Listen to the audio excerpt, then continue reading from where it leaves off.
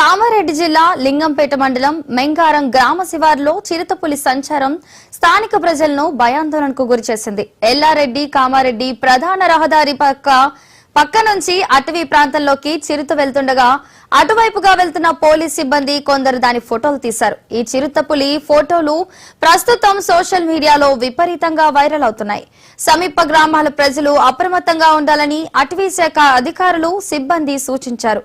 సాయంత్రం వేళల్లో ఒంటరిగా బయటకు రావద్దని, పశువులను జాగ్రత్తగా చూసుకోవాలని అధికారులు హెచ్చరికలు జారీ చేశారు.